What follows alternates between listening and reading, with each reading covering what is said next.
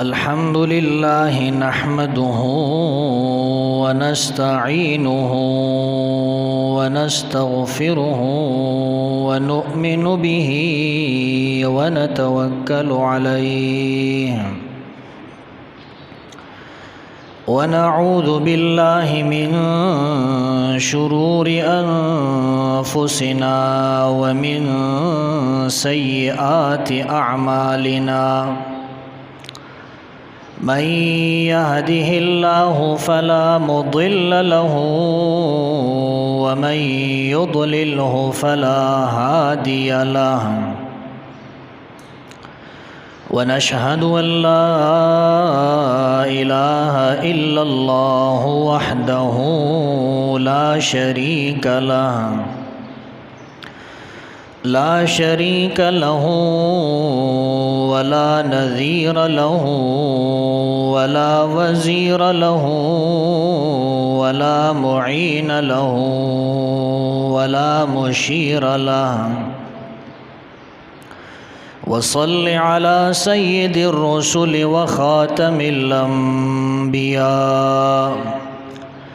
أما بعد فأعوذ بالله من الشيطان الرجيم بسم الله الرحمن الرحيم لقد كان لكم في رسول الله أسوة حسنة لمن كان يرجو الله واليوم الآخر وذكر الله كثيرا يا رب صل وسلم دائما أبدا على حبيبك خير الخلق كلهم هو الحبيب الذي ترجى شفاعته لكل هول من الأحوال مقتحم.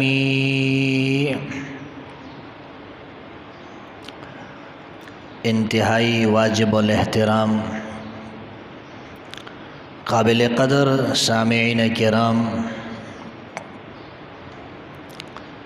سورہ احزاب کی ایک آیت مبارکہ آپ کے سامنے پڑھی ہے،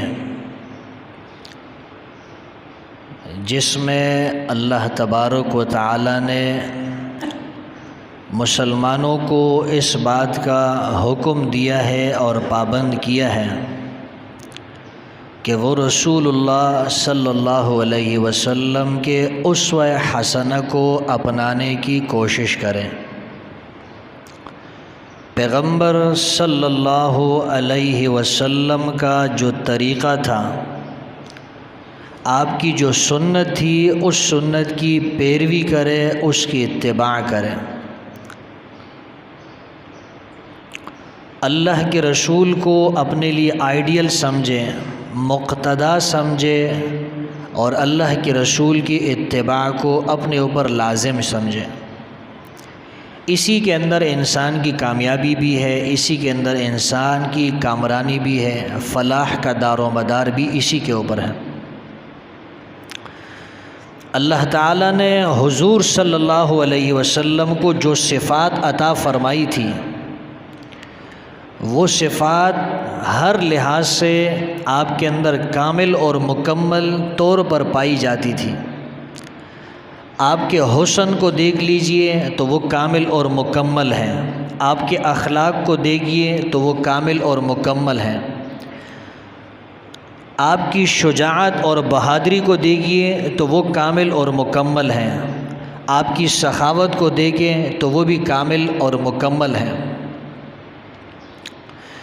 ایک صحابی فرماتے ہیں کہ ایک مرتبہ مدینہ منورہ کے اندر کوئی شور و شغب کی آواز آئی، اندھیری رات تھی، لوگ پریشان ہوئے، بہت سارے لوگ باہر کی طرف چل پڑے یہ دیکھنے کے لیے کہ یہ شور کی آواز کس چیز کی آ رہی ہے۔ کیا دیکھتے ہیں کہ اللہ کے رسول واپس لوٹ کر آ رہے ہیں، اور اللہ کے رسول نے صحابہ کو بتایا کہ ڈرو مت، ڈرنے کی ضرورت نہیں، کوئی خطرے کی بات نہیں ہے۔ یعنی دوسرے لوگ وہ شور شغب کو سنتے ہیں، خطرے کی آواز محسوس کرتے ہیں، وہ بعد میں جاتے ہیں، اللہ کے رسول پہلے سے اس کو دیکھ کر بھی آ چکے ہیں۔ یہ آپ کی شجاعت اور بہادری ہے۔ آپ غزوے کے اندر جہاد کے میدان میں کھڑے ہیں، اچھے جو ہے وہ گھبرا جاتے ہیں اور وہ پریشان ہو جاتے ہیں، لیکن اللہ کے رسول ہے کہ وہ ثابت قدمی کے ساتھ کھڑے ہیں اور یہ فرماتے ہیں انا النبی لا کذب انا ابن عبد المطلب، میں اللہ کا نبی ہوں، یہ کوئی جھوٹی بات نہیں، میں کوئی جھوٹا آدمی نہیں، میں اللہ کا سچا پیغمبر ہوں، میں عبد المطلب کا پوتا ہوں، میں عبد المطلب کا بیٹا ہوں۔ مطلب یہ ہے کہ ایک طرف میں رسول ہوں، اللہ کا نبی ہوں، نبی وہ پیچھے ہٹنے والے نہیں ہوتے ہیں، میں عبد المطلب کا پوتا ہوں۔ عبد المطلب کی شجاعت، اس کی سخاوت، اس کی مہمان نوازی، اس کی بہادری کو تم جانتے ہو۔ جس طرح وہ پیچھے ہٹنے والے نہیں تھے، میں بھی پیچھے ہٹنے والا نہیں ہوں۔ آپ کے اندر شجاعت ہے تو مکمل ہے، بہادری ہے تو مکمل ہے، سخاوت دے کے آپ کی جو سخاوت ہے پوری کائنات کے اندر ایسی سخاوت کسی میں موجود نہیں۔ لوگ حاتم طائی کو یاد کرتے ہیں، میرے نبی کی سخاوت پڑھ کے دیکھو پھر آپ کو پتہ چلے۔ ایک صحابی فرماتے ہیں اللہ کے رسول کے پاس جب بھی کوئی شخص آیا، کسی نے آپ سے سوال کیا، آپ نے کبھی لا نہیں کہا، آپ کی زبان پر نفی کے الفاظ نہیں آتے، آپ نے کبھی نہیں کہا کہ میرے پاس یہ چیز نہیں ہے، میں نہیں دے سکتا، آپ نے کبھی منع کیا ہو، آپ کی زبان پر یہ کلمات کبھی جاری نہیں ہوئے۔ منع کر دینا، انکار کر دینا، یہ اللہ کے رسول کی طبیعت میں نہیں تھا، اللہ کے رسول کی فطرت میں نہیں تھا۔ صحابی فرماتے ہیں کہ اللہ کے رسول بہت زیادہ سخی تھے، بہت زیادہ سخاوت کیا کرتے تھے، لیکن جب رمضان کا مہینہ ہوتا تھا تو حضرت جبرائیل علیہ السلام آپ کے پاس تشریف لاتے، آپ ان کے ساتھ قرآن کا دور کیا کرتے تھے، قرآن سنایا کرتے تھے، تب آپ کی سخاوت اور زیادہ بڑھ جایا کرتی تھی۔ سخاوت کرنا بھی کوئی اتنا آسان نہیں، بہت سارے لوگوں کو اللہ نے پیسہ دیا ہوتا ہے، مال دولت ہوتی ہے، لیکن سخاوت موجود نہیں، دل موجود نہیں۔ مال دولت ہو، دل بھی موجود ہو، یہ ہر کسی کے پاس نہیں ہوتا۔ اللہ کے رسول کے پاس مال نہ بھی ہوتا تب بھی اللہ نے آپ کو ایسا دل عطا کیا تھا، آپ کسی کو انکار نہیں کرتے، آپ لوگوں کی ضرورت کسی نہ کسی طریقے سے پوری کر لیا کرتے تھے۔ سخاوت کے اوپر مجھے بات یاد ہے، یہ آپ نے ایک لطیفہ سنا ہوگا، لوگ کہتے ہیں یہ تو بڑا مکی چوس ہیں۔ یہ اس کا پس منظر یہ ہے کہ یہ کوئی آدمی جو ہے وہ گھی کے ساتھ روٹی کھا رہا تھا تو وہ اس سے مکی جو ہے نا کیا ہے گھی کے اندر گر گئی، اس نے اس مکی کو بھی اٹھا کے اس کو بھی چوسنا شروع کیا کہ کہیں یہ گھی اٹھا کے یہ اپنے ساتھ نہ لے جائے۔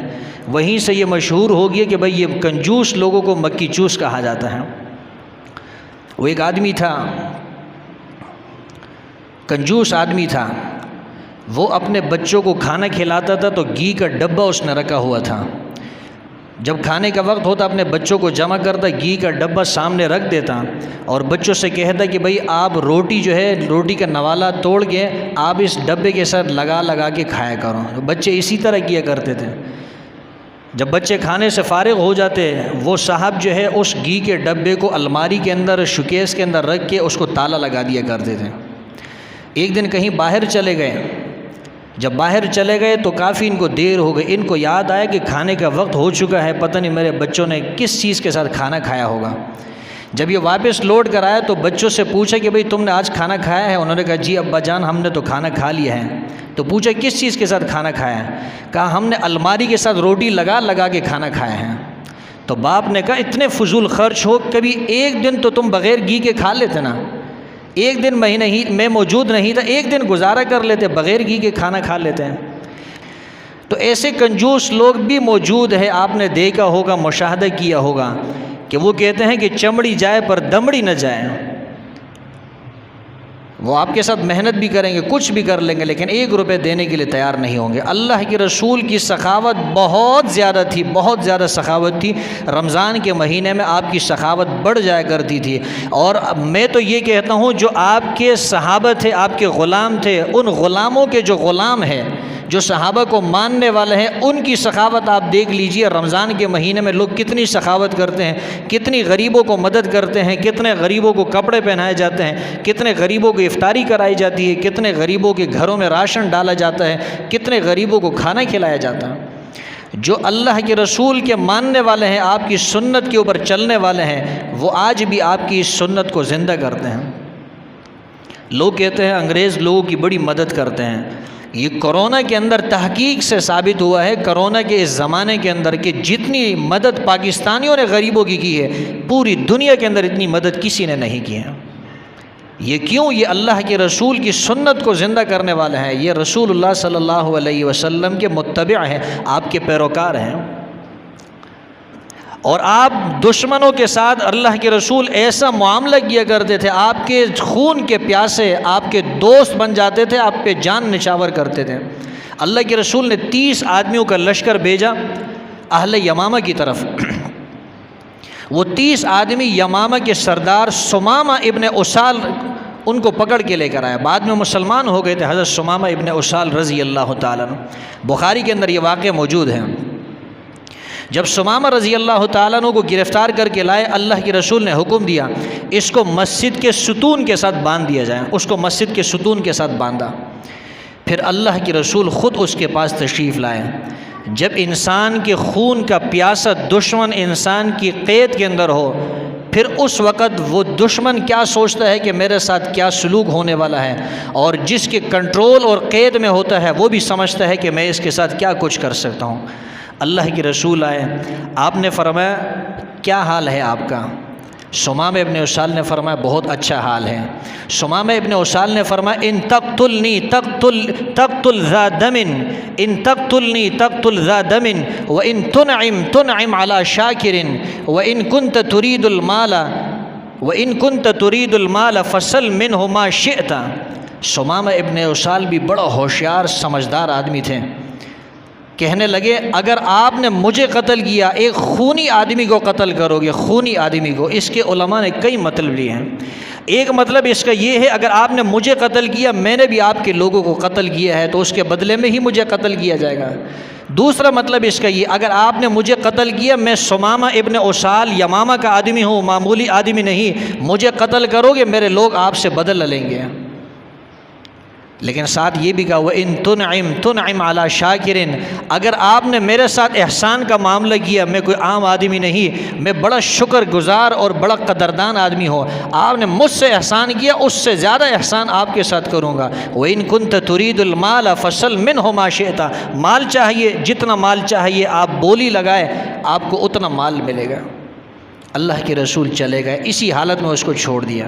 اگلے دن پھر اللہ کے رسول آئے، فرمایا سمامہ کیا حال ہے؟ اب سمامہ نے یہ تینوں جملے نہیں کہے، یہ جملہ نہیں کہا کہ ان تقتلنی تقتل ذا دم، مجھے قتل کرو گے تو خونی آدمی کو قتل کرو گے، یہ جملہ اس نے نہیں دہرایا۔ اب انداز بدل دیا، کہا بات تو وہی ہے جو کل میں نے کہی تھی۔ سمجھدار لوگ جو ہوتے ہیں وہ سزاؤں کو اور انتقام کو، لڑنے بڑھنے کو ترجیح نہیں دیتے ہیں۔ اس نے لڑنے بڑھنے اور قتل کی بات دوبارہ نہیں کی، صرف اشارہ کر دیا بات وہی ہے جو کل میں نے کہی تھی۔ ہاں وَإِن تُنْعِمْ تُنْعِمْ عَلَى شَاكِرٍ، احسان کرو گے تو عام آدمی نہیں، میں بڑا قدردان ہوں، آپ کے احسان کا بدلہ دوں گا۔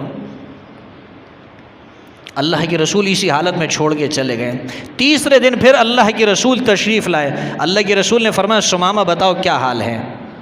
اب سمامہ نے احسان کی باتیں بھی چھوڑ دی، قتل کی باتیں بھی چھوڑ دی، صرف اتنا کہا اللہ کے رسول جو بات کل میں نے کہی تھی، پرسوں میں نے کہی تھی، وہی بات آج بھی میری ہے۔ مجرم جب عدالت کے اندر اپنے بیانات تبدیل کرتا ہے، جج سمجھ جاتا ہے کہ یہ آدمی مجرم ہے، اس نے کوئی جرم کیا ہے۔ بیانات تبدیل کرنا یہ اس انسان کے جھوٹے ہونے کی علامت ہوتی ہے، اس انسان کے دو رخے ہونے کی علامت ہوتی ہے۔ سمامہ ابن اسال نے مختصر الفاظ میں کہا اللہ کے رسول جو گفتگو میں نے کل اور پرسوں کی تھی میری وہی گفتگو ہے۔ اللہ کے رسول نے فرمایا سمامہ کو رہا کر دو، چھوڑ دو۔ کیا کہا تھا؟ میں خونی آدمی ہوں، قتل کا بدلہ لے سکتا ہوں، آپ سے لڑنے والا تھا۔ اللہ کے رسول نے فرمایا معاف کر دو سمامہ کو۔ کوئی معاف کرتا ہے اپنے دشمن کو جب اس کے کنٹرول میں آ جائے۔ اللہ کے رسول نے ہمیں سکھایا ہے دشمن اگر آپ کے قبضے میں آ جائے، عاجز ہے، کمزور ہے، توبہ کرتا ہے، اپنے جرم سے باز آتا ہے، معاف کر دینا چاہیے۔ اللہ کے رسول نے فرمایا سمامہ کو چھوڑ دو۔ سمامہ آگے گئے مدینہ کے قریب، وہاں کوئی کھجور کے درخت ہے، وہاں پانی تھا، غسل کیا، واپس لوٹ کر آئے اور یہ اعلان کیا اشہد اللہ الہ الا اللہ و اشہد ان محمد الرسول اللہ، میں گواہی دیتا ہوں اللہ کے سوا کوئی معبود نہیں، محمد الرسول اللہ صلی اللہ علیہ وسلم اللہ کے سچے رسول ہیں۔ کہا اس وقت بھی میں یہ گواہی دے سکتا تھا، کلمہ پڑھ سکتا تھا جس وقت آپ نے رہا کیا، لیکن میں لوگوں کو بتانا چاہتا تھا کہ جب میں بالکل با اختیار ہو گیا، میں اللہ کی رسول کی قید سے نکل گیا تاکہ کوئی یہ نہ کہے کہ کلمہ زبردستی پڑھوایا تھا۔ جب میں بالکل با اختیار ہو گیا، ان کے ہاتھ سے نکل گیا، تب میں نے غسل کیا، واپس لوٹ کر آیا تاکہ آزادی کے ساتھ کلمہ پڑھوں، کوئی یہ نہ کہے مجھ پر جبر کیا گیا ہے، زبردستی کلمہ پڑھوایا گیا ہے۔ اور پھر اللہ کے رسول سے کہنے لگا، اللہ کے رسول جتنے بھی شہر ہے ان تمام شہروں میں سب سے زیادہ آپ کا شہر مجھے برا لگتا تھا، آج تمام شہروں میں سب سے زیادہ محبوب شہر آپ کا مدینہ شہر مجھے لگتا ہے۔ اللہ کے رسول جتنے بھی مذاہب اور دین ہے سب میں سب سے زیادہ برا مجھے آپ کا دین لگتا تھا، آج سب سے زیادہ اچھا مجھے آپ کا دین لگتا ہے۔ اور کہنے لگا اللہ کے رسول کہ جتنے بھی چہرے تھے، جتنے بھی انسان تھے، ان تمام چہروں اور انسانوں میں مجھے آپ کا چہرہ سب سے مبغوض اور برا لگتا تھا، آج سب سے زیادہ محبوب چہرہ آپ کا چہرہ ہے۔ چاند سے تشبیہ دینا یہ بھی کوئی انصاف ہے، چاند سے تشبیہ دینا یہ بھی کوئی انصاف ہے، اس کے منہ پہ چھائیاں مدنی کا چہرہ صاف ہے۔ یا صاحب الجمال و یا سید البشر من وجهک المنیر لقد نور القمر لا يمکن الثناء کما کان حقه بعد از خدا بزرگ توئی قصہ مختصر۔ یا صاحب الجمال و یا سید البشر، اے حسن والے، خوبصورتی والے، اے تمام بشر کے سردار، من وجهک المنیر لقد نور القمر، یہ چاند کو بھی روشنی آپ کے روشن چہرے سے ملی ہے۔ لا يمکن الثناء کما کان حقہ، جیسی آپ کی تعریف ہونی چاہیے ایسا حق ہم سے ادا نہیں ہو سکتا، یہ ممکن ہی نہیں کہ ہم آپ کی تعریف کریں، بس اتنا کہہ سکتے ہیں۔ بعد از خدا بزرگ توئی قصہ مختصر، اللہ کے بعد اگر کسی کا رتبہ اور مقام ہے وہ صرف آپ کا مقام ہے اور یہی قصہ مختصر ہے۔ اللہ کے رسول کے اخلاق، اللہ کے رسول کا دشمن کو معاف کر دینا، دشمن کے ساتھ سخاوت کرنا، کرم کا معاملہ کرنا، اللہ کے رسول کی سخاوت، آپ کی شجاعت یہ بے مثال تھی، دنیا اس کی مثال پیش نہیں کر سکتے۔ مزت الدہور وما اتین بمثلہ، مزت الدہور وما اتین بمثلہ ولقد اتا فعجزنا عن نظرائہ، زمانے تو بہت سارے گزر گئے، میرے محبوب جیسا لانے سے عاجز آ گئے، اور اگر کوئی آیا بھی ہے تو پھر میرے محبوب جیسا کوئی پیش نہیں کیا ہے۔ بڑی اللہ نے آپ کو سخاوت دی تھی، آپ کے غلام و صحابہ کی شجاعت دیکھ لیں، آپ ان کی سخاوت دیکھ لیں، آپ ان کا عفو اور درگزر دیکھ لیں۔ ہرقل بادشاہ نے، جب اللہ کے رسول نے ہرقل بادشاہ کے پاس خط بھیجا، اور اس خط کے اندر اللہ کے رسول نے ہرقل بادشاہ کو دعوت دی تھی، آپ اس کو ایسا سمجھ لیجئے جیسے آج امریکہ سپر پاور ہے، پوری دنیا کے اندر اس کی طاقت ہے، ایسی طاقت تھی ہرقل کی۔ اس کے پاس اللہ کے رسول کا خط جاتا ہے، ہرقل نے ابو سفیان کو بلایا، ابو سفیان کہتا ہے کہ میں ہرقل بادشاہ کے سامنے گیا، میرے ساتھی میرے پیچھے بیٹھ گئے۔ یہ اس وقت کی بات ہے کہ جب ابو سفیان مسلمان نہیں ہوئے تھے، ابھی ابو سفیان نے کلمہ نہیں پڑھا تھا۔ تو ہرقل بادشاہ نے کہا کہ میں آپ سے کچھ سوالات پوچھنا چاہتا ہوں، یہ میرے پاس ایک خط آیا ہے، پیغام آیا ہے، ایک شخص ہے محمد اس کا نام ہے صلی اللہ علیہ وسلم، اس نے نبی ہونے کا دعویٰ کیا ہے، مجھے یہ بتاؤ کہ یہ حسب اور نسب کے لحاظ سے کیسا ہے۔